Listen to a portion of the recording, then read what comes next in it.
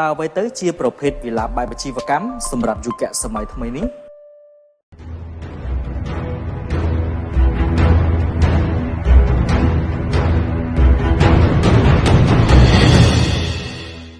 ជម្រាបសួរអតិថិជនជាទីគោរពថ្ងៃនេះខ្ញុំនឹងបកស្រាយលម្អិតជូនអតិថិជនឲ្យកាន់តែជឿច្បាស់អំពីប្រភេទវិឡាបែបអាជីវកម្មដែលមានទីតាំងស្ថិតនៅលើផ្លូវធំកោះនរីអូ CAC ផ្ទាល់តែម្ដង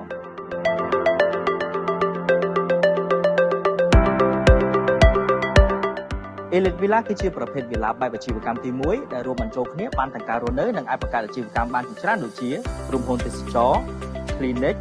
ហាងលក់គ្រឿងអលង្ការមាសពេជ្រឬអាជីវកម្មផ្សេងៗជាច្រើនទៀត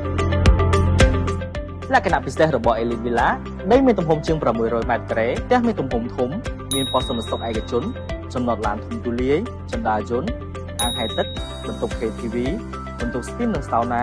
Sky Bar ឯកជននិងរួមបញ្ចូលបន្ទប់សមាជិកគ្រួសារជាច្រើនផ្សេងទៀតដែលរៀបចំឧបករណ៍គ្រឿងសង្ហារិមមកពីប្រទេសស្វីសនិងអ៊ីតាលីដើម្បីឲ្យអតិថិជនកាន់តែងាយស្រួលក្នុងការរស់នៅសម្រាប់យុគសម័យថ្មីនេះ